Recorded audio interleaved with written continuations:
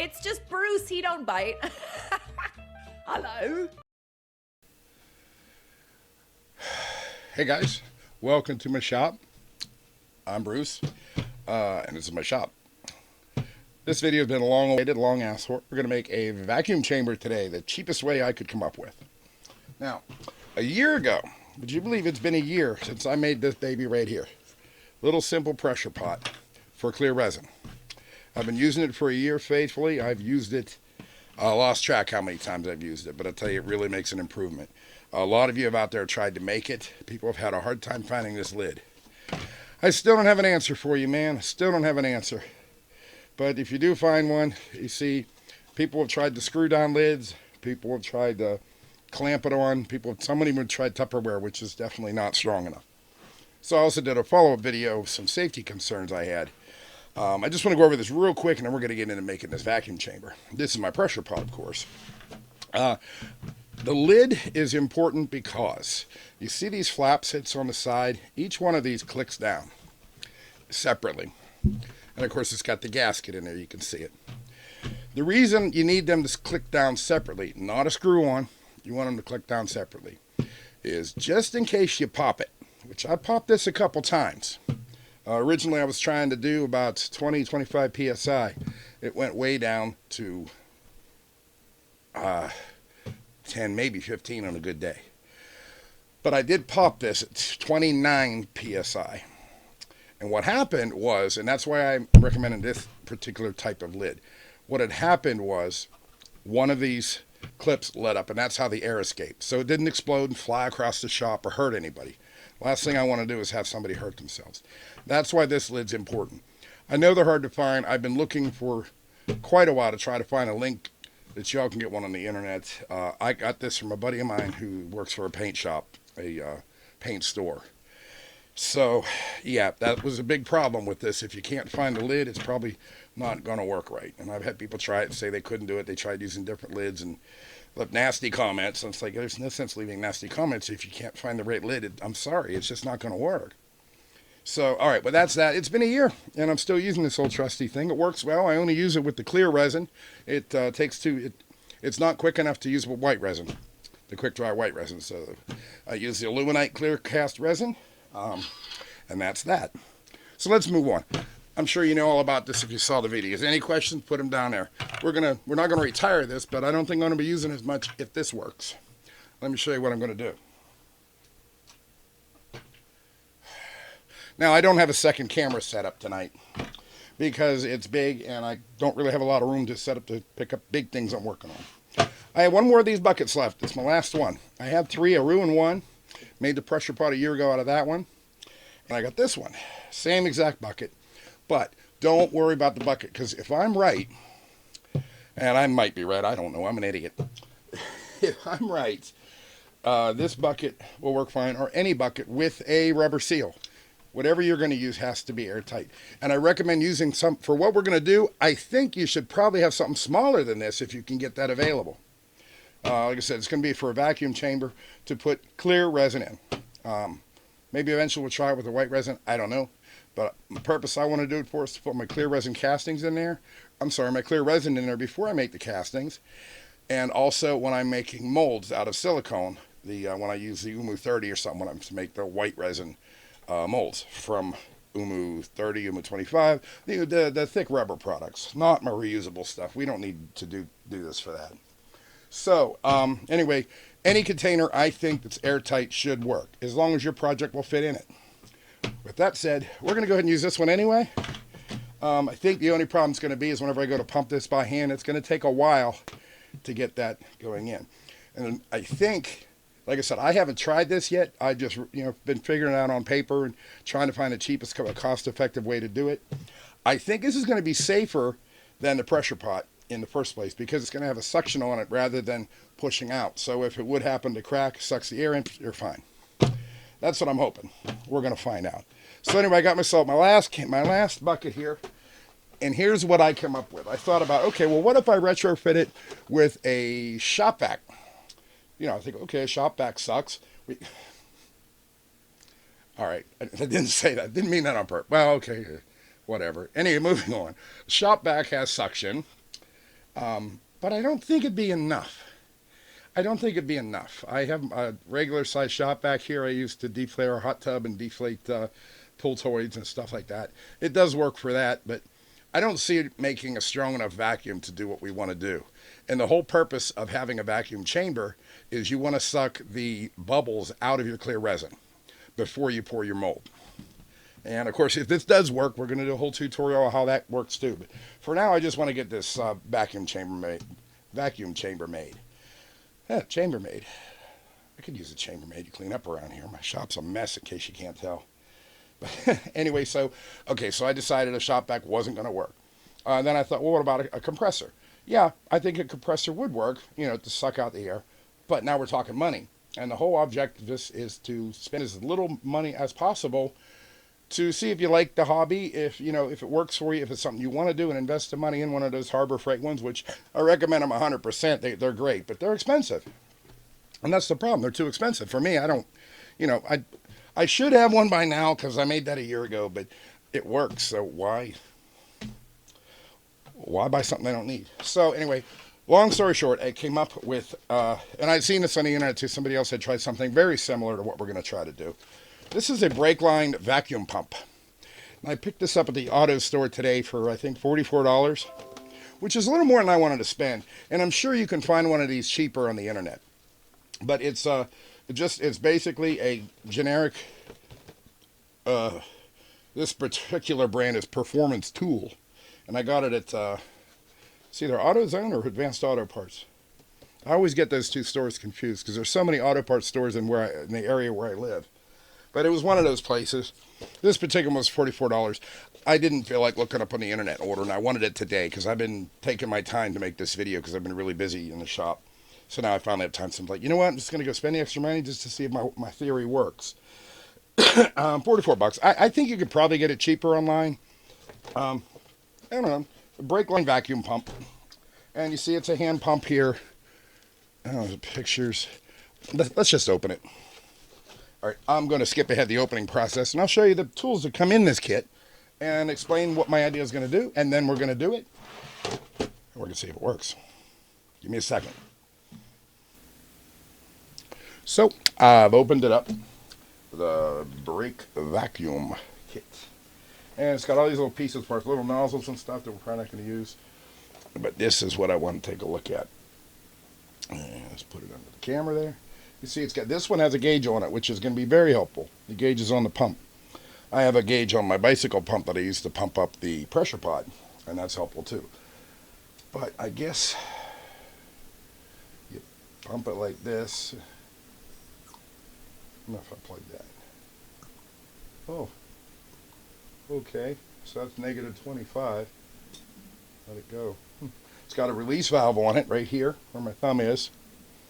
So I think this is going to work very well. So we're definitely going to use this part. Set that there. Very simple contraption. I got some tubing in here. I mean, you know what tubing is. It looks like aquarium tubing. So there's some more nozzles. So I guess the first thing to do is to select the nozzle. See this nozzle on here. Here's little pieces of tubing. Looks like that tubing will fit right on there. So what I'm thinking is put this on there, slap a nozzle on the lid of the bucket, and it would work the exact opposite way that the pressure pot does. At least that's what I'm hoping for. And the rest of the stuff I'm not going to need for anything. I'll probably save this. And if I ever do have to, I do have to do my brakes next year, so maybe I will have to be using this. I don't have a use for this. I guess this, you put this on when you're actually doing your brakes. You put this on and it'll suck the liquid out. I don't know. We're not going to deal with that, so I'm not going to bore you with it. Like I said, you're going to have to bear with me in this video. Hey, I'm trying to do this first. This is going to be pass or fail. So right now, I don't know if it's going to work. I really hope it does. I really hope it does work. But if it doesn't, I'm going to post it anyway because I own my mistakes, and I want you guys to feel better about making mistakes yourself because nobody's perfect. I watch all these other videos where everything's just super perfect and super perfect. Well, what you don't realize, how many times they cut out their mistakes and just make it look like it's perfect. They make it look so easy. And they have their share of mistakes too. They just won't admit it. I'll never forget when I was growing up, my dad, he would do some kind of project. He made it look so easy, you know, so easy doing whatever it could be. It could be, I don't know, fixing a clock or anything. And of course, later in life, I had to do the same task. And I'm like, oh, I see my dad do this. I can do this. 3 hours later, I'm still like, pull what's left of my hair out, trying to figure it out. So that's why I'm here. We'll figure it out together. What do you think? Okay, I'm going to select one of these. Well, let's see if I can do it on camera. I'm thinking about using this one. This looks like a nice size one. The tubing goes on there, and I can drill a hole and stick this down into the top. Put some sealant on there, which I do have in my shop. I think this one looks like about the best size to use. There's smaller ones, but I think this is about the best size to use. Yeah, let's go with this one. All right, let's get started. Okay, we're back again. I decided to go with this one. I don't know if you can see that or not. I figure I'm going to drill a hole here or somewhere. This should fit in the hole. We're going to seal that real good with some PVC pipe compound or some gasket stuff, whatever I have sitting back there. Whatever I used on the last one. I know where the bottle was. I just forget off the top of my head where it is or what it is. But then we'll set it like that. And then the tubing can go on. This can just go straight up into the tubing. Since it's suction, it should be a decent seal, I think. See what I'm doing? I'm actually sticking the pointy end into the tubing, and that's going to be glued down into that, so it'll come up like this. The only thing that worries me is this tubing was crimped when I got it. If you could see that. That worries me a little bit at the suction, but this tool is designed to go to minus 30 psi for the vacuum, and this tubing came with it, so I hope it doesn't cause us any grief in the future here.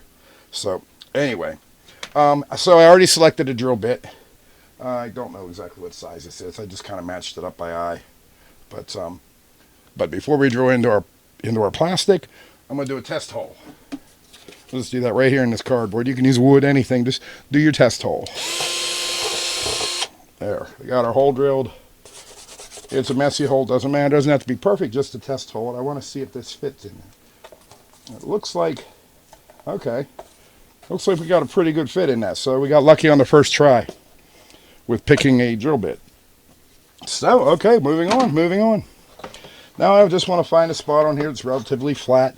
Look at the bottom of your lid. You don't want to drill through these ribs. It'll defeat the purpose. You want to find a spot that's nice and flat on each side.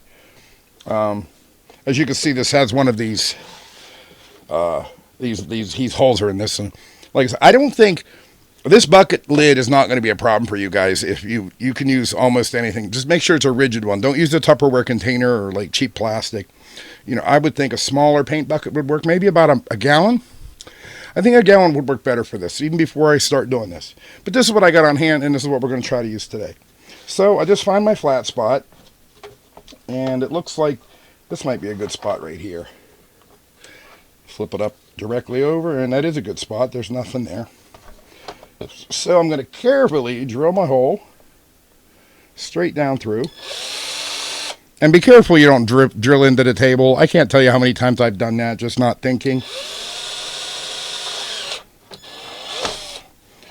It's okay, I didn't drill through the table. There's my hole. I clean it out a little bit. Now, because we want this to be airtight, let me put this back. Because we want this to be airtight, I want to clean that hole out. And this one actually came out pretty clean, if you could see that hole. Come out pretty clean. The other one, when I did the pressure pot, it came out a little jaggedy, and I had to sand it down a little bit. I do have my Dremel tool sitting here with this tip on it. It's a sandstone tip.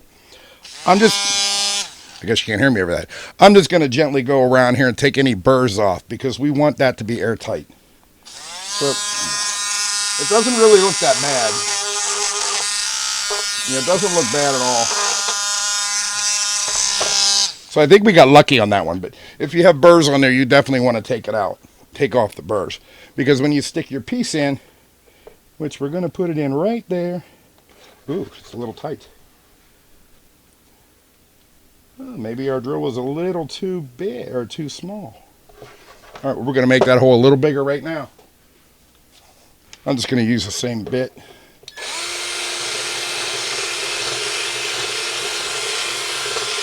I just need to make it a hair larger.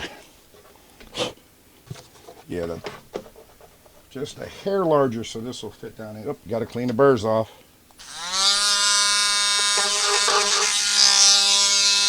I just want this to be as tight as possible.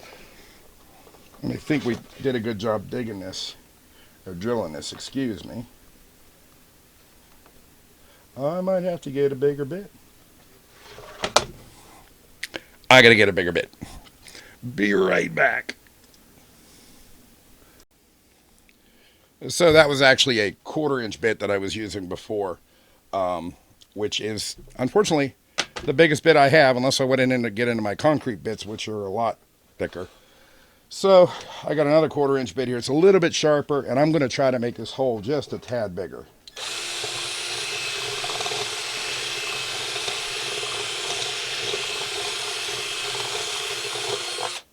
I don't want to go too bigger. Like I said, I want this to be as tight as possible. There's my Dremel tool.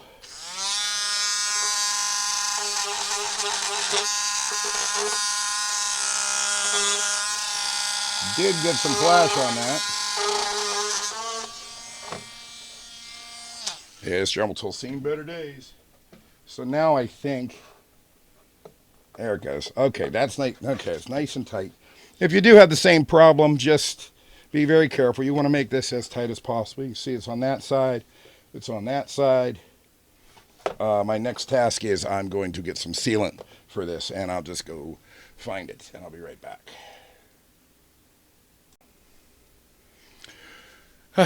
So, of course, I go to get my PVC pipe cement, which is what I used on the last one. I thought that's what it was. And somebody didn't close it tight enough, and it's all dried up. That somebody would be me. So I don't want to quit for the night, so I'm going to try to use hot glue. Because I was thinking about it, and I think the hot glue should be that little bit of pressure. All I need is an airtight seal. Let's give it a try. It's either going to work or it's not going to work. If it doesn't work, I can remove the hot glue, and we'll try another one of the connectors with PVC tomorrow. So I'm just going to take my hot glue, go right around this puppy here, spin it. So the whole object is, I got to pick this up to look at it. The whole object of this is to try to get as good of an airtight seal as you can. Now I use these when I make my silicone molds. I hot glue the whole box. It makes a watertight seal for me, so I'm just going to slather it on there, and we're going to push this down in there. I'm going to pull it from the other side to try and get that as, how can you see it? I know, excuse the glue work, I'm a little messy. Let's see if that works. I got a saying I like to say, it's either going to work or it's not going to work. And I'm going to do the inside too. You'll know by the end of the video if this works. This is something easy to test. If it doesn't work like this, I can pull this out. No harm, no foul. And I got myself some PVC glue tomorrow and redo it. So like I said, I'm not much worried about it. I just want to cover this edge with glue. It's one thing I learned. When you're sealing something with hot glue, you don't have to be afraid to use too much. It ain't going to look pretty, but I'm not a pretty guy anyway. So I just put a big gob all over the base of that. I don't know if you can see that. A little sloppy, but we're not going for neatness now, are we? I'm going to let that dry, and then we're going to hook up our pipes and our pump and see if we can get some pressure. Sounds good to me. See you in a second. Okay, it's been a couple minutes. My hot glue's nice and dry. I'm sure people are cringing right now thinking, Bruce, that hot glue's never going to work. I don't know at this point in time. We're just trying. So we'll see. Don't know if it can hold negative 30 psi or not, but the way I see it, the way the physics of it goes, is just going to pull that rubber down closer, and I think we might get away with it. But like I said, if we don't, it's no big deal. I'll go to the store tomorrow, I'll get some PVC pipe compound, and I'll do it. It's not even the right way, probably, but we'll try it that way and see. I mean, that's what this is. It's trial and error. So, next, we get some tubing. How long do you think we should make this? I figure the bucket's going to be about this high, And to pump it up, I got to sit here and go, nyeh, nyeh, nyeh, nyeh, nyeh, nyeh, nyeh, nyeh, nyeh. Then I probably want to set it on top when I'm done. Don't you think? What do you guys think? I don't know. It's not a live stream. So I think I want to make it long enough that I can pump it like this and then set it down like that. So I have my gauge sitting on top. So that's not going to require a very long one. And like I said, I'm concerned about this tubing. Even though it came with the unit, it's got these kinks in it. And I'm afraid with the suction, they're going to implode on themselves and not work properly. So it's concerning me. But it did come with the kit, so it should be designed to do so. So this is going to go on here. This is going to go on here. And then probably about this long. And of course I don't have the proper tool for the job. Let's use an X-Acto knife. Good old X-Acto knife. So that's about, well, here's a measuring thing right here. Yeah, it's about 15 inches I'm going to use. So I'm going to cut it right here. Oh, excuse me.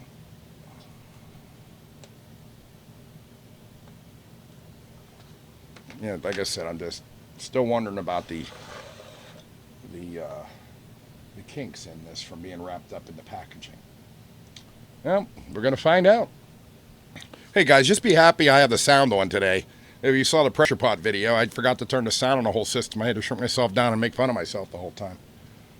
But, you know, that's me. Make the best out of a bad situation because I couldn't do it all over again. So, here we go. Let's put this on there like we were saying. Get that nice and tight. And we'll put this on the end of here. That's all you have to do. There's no special hookups for it. And that should work. Like I said, I'm just worried about those kinks. So I'm going to put my finger on the back of the bottom and block the hole and see if we can get some suction this way, starting out with.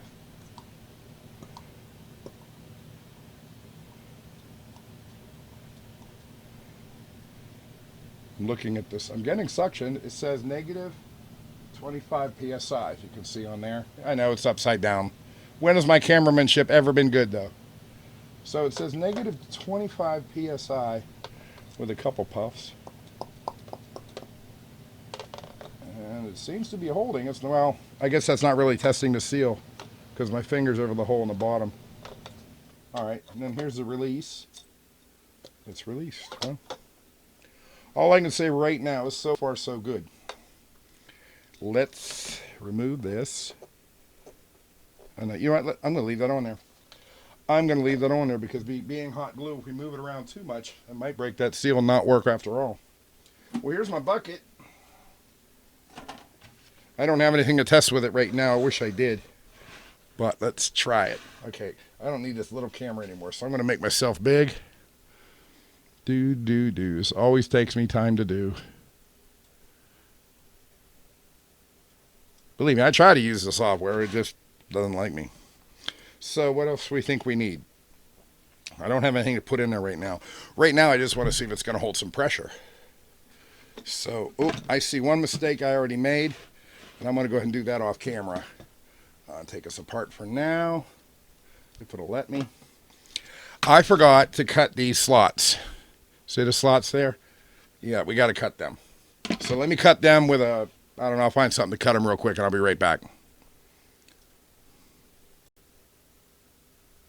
Yeah, that was the problem. I didn't cut these slots and these had the things on. So I just went ahead and cut them off with a carpet knife. Not a big deal. I should have done it earlier. So, all right, we're clean. I got my gasket, nice clean gasket, nice clean top. Always make sure anything you're working with, anything airtight, you got to make sure you got a nice clean top. And we're just going to, I got to do it this way.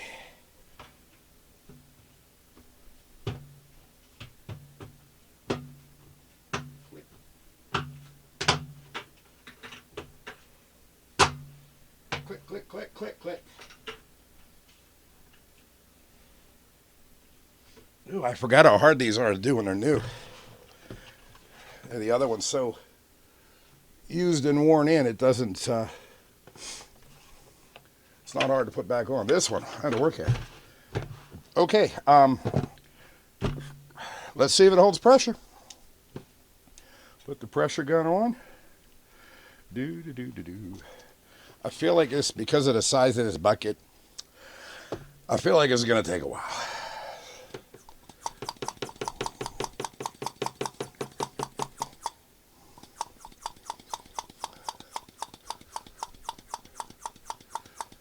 You know I'm skipping through this, so I'll see you in a minute. I'll tell you how long it took to pump this down or up or whatever you want to call it.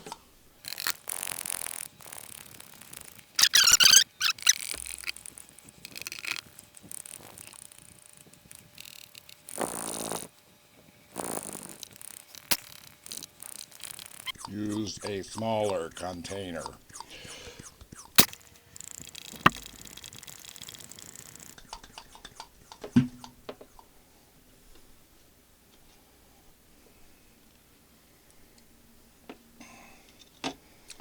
Did you see that?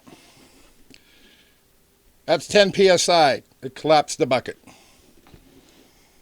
So, I don't know. I mean, it's still holding. It collapsed the bucket and the psi went up a little bit from minus 10 to about minus 7, 6, 6. Went to minus 6. But it is still as a vacuum.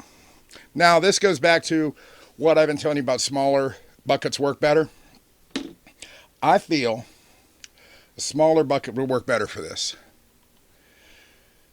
But I haven't tested this on resins. It's still holding it. It's minus a little above minus 6. Still holding, so it's airtight. I was hoping to get at least 15, but it didn't happen. So, I think I'm on the right track. I just got to find a better bucket, better container.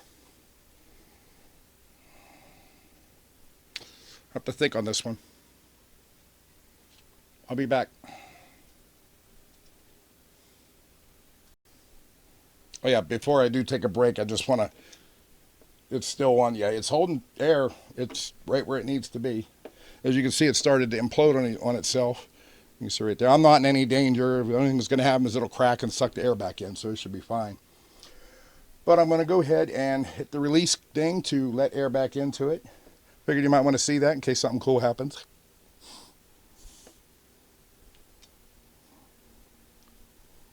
Nothing. It just went back down to 0. So. Oh wait, yeah, I wasn't pushing it right. Now it's going down. There it is. New tool, not used to it. But it is airtight, and it did hold the minus. I think I got up to about 9 before it imploded. And then when it hit 10, it went. It just imploded on us. But you can see it's a lot safer. At least it didn't blow up and hurt nobody. I don't think this could hurt somebody.